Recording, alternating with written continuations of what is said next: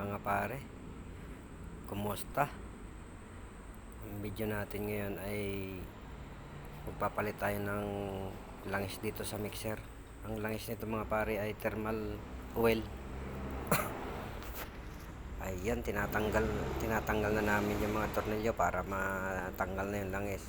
Hindi ko na pinakita dyan mga pare kung paano ko tinanggal yung lumang langis, pero yan, magsasali na kami. Sige, salin. Ayan yung tinanggal namin langis mga pare. Ayan, itim na mga pare.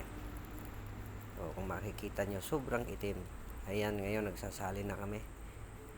Ayan mga pare. Salin ng salin. Salin ng salin. Sige mga pare, silipin nyo dyan. Baka salin tayo ng salin.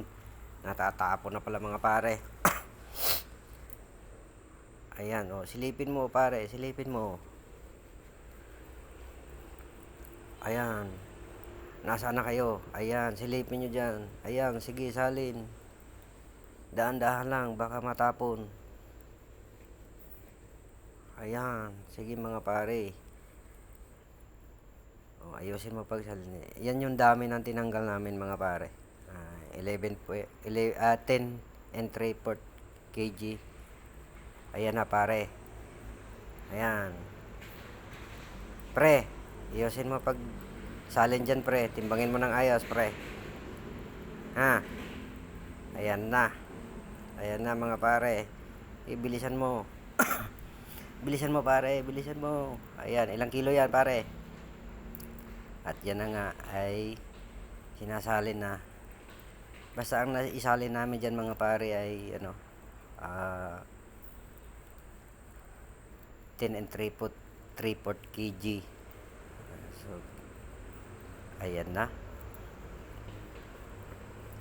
Kumuha pa. Ayan na. O, kinakatok-katok pa. Pare, wag mo nang katokin at makapal yan. Stainless yan mga pare. Ayan na nga. O yan, ubos uli. Ayan, tinakpa na.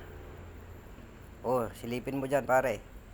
Baka yan ay at tumapon. At yan na nga, mahigpit na. Ngayon, ikakasa na yan mga pare. Ayan na, ayan na. Ayan na. Ayan na. O, itama mo sa butas pare. Itama mo sa tornilyohan. O, tama na ba yan? O, ayan na. Pare, ayusin mahigpit. Thank you.